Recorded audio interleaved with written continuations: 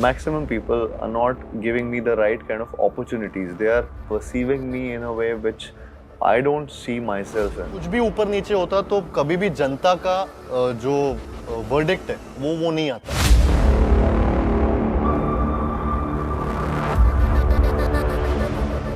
एक लड़का जो इंजीनियरिंग की किताबें छोड़कर फिल्मों का दीवाना बन गया, एक आउटसाइडर जो न किसी खान का बेटा था न किसी कपूर का भतीजा, फिर भी आज वो बॉलीवुड का एक ऐसा नाम है जिसे लोग या तो प्यार करते हैं या फिर ट्रोल करते हैं। पर कार्तिक आर्यन की कहानी सिर्फ एक लकी स्टार की नहीं है, ये एक ऐसे इंसान की कहानी है जो बार बार गिरा मगर खुद को बार बार उठाया। क्या कार्तिक सिर्फ फ्रेंचाइज पर जी रहे हैं? क्या वो एक और पीआर प्रोडक्ट हैं जिसे इंडस्ट्री ने खुद बनाया, या फिर उनका संघर्ष असली है? आज हम सिर्फ कार्तिक आर्यन की सक्सेस स्टोरी नहीं बल्कि उनका डार्क साइड भी देखेंगे। उनका करियर कंट्रोवर्सी से क्यों भरा पड़ा है और क्या सच में उनकी जर्नी आउटसाइडर्स के लिए एक इंस्पिरेशन है? चलिए शुरू करते हैं एक ऐसी कहानी जो बॉलीवुड के अंदर की असली रियलिटी एक्सपोज करेगी। कार्तिक आर्यन का असली नाम है कार्तिक तिवारी, ग्वालियर का एक मिडिल क्लास लड़का जो फिल्मों का दीवाना था, पर घर वाले चाहते थे कि बेटा इंजीनियर बने,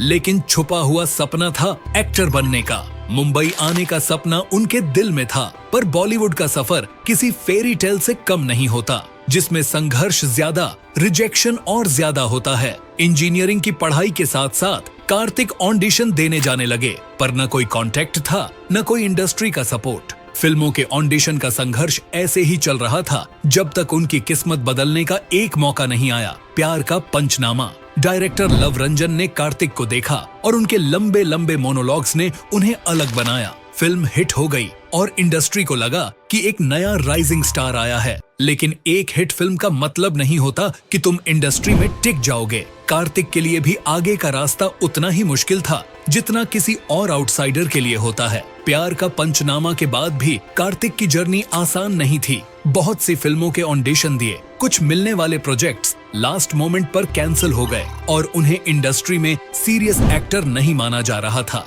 पर कार्तिक का एक ही फंडा था, जो मिले उसमें बेस्ट दो। प्यार का पंचनामा 2 आए और उनका आइकॉनिक मोनोलॉग फिर वायरल हो गया। इंडस्ट्री ने देखा कि ये लड़का सिर्फ एक फिल्म का वंडर नहीं है। शादी में सबसे इम्पोर्टेंट चीज क्या होती है? मांग भरना। और आदमी को तो काम है औरत की हर मांग भरना। अबे नौकरी जाने का पेपर वर्क भी खत्म नहीं होता, लड़की गायब। ऑफिस वाले इतनी जल्दी आई कार्ड नहीं मांगते जितनी जल्दी ये तलाक मांगती है। मगर सोनू के टीटू की स्वीटी ने उन्हें सुपरस्टार बना दिया। ये फिल्म 150 करोड़ कमा गई और अचानक कार्तिक आर्यन का नाम हर जगह छा गया। पर जहां सक्सेस होती है वहां कंट्रोवर्सी भी होती है। जब कार्तिक के पास नए प्रोजेक्ट्स आने लगे तो एक पैटर्न दिखा। वो अक्सर हिट फ्रेंचाइज का हिस्सा बनने लगे। पहले अक्षय कुमार की भूल भुलैया 2, फिर आमिर खान की दोस्ताना 2 जो कैंसिल हो गई, फिर अल्लू अर्जुन की शहजादा का रीमेक और अब आशिकी 3। एक तरफ फैंस कह रहे थे कि कार्तिक सिर्फ दूसरे एक्टर्स की मूवीज का एडवांटेज ले रहे हैं, तो दूसरी तरफ मेकर्स उन्हें कास्ट कर रहे थे क्योंकि उनकी फिल्में पैसे कमा रही थीं। भूल भुलैया 2 ने 250 करोड़ कमा लिए, लेकिन पब्लिक का कहना था कि ये अक्षय कुमार का मैजिक था जो पहले पार्ट में दिखा था और इस फिल्म में सिर्फ नॉस्टैल्जिया का फायदा उठाया गया। लेकिन क्या सच में कार्तिक सिर्फ फ्रेंचाइज से जी रहे हैं? अगर फ्रेंचाइज का फॉर्मूला काम कर रहा है तो मेकर्स उन्हें ले रहे हैं और आज इंडस्ट्री सिर्फ प्रॉफिट देखती है। क्या यह कार्तिक की गलती है कि वो कमर्शियली सक्सेसफुल हैं?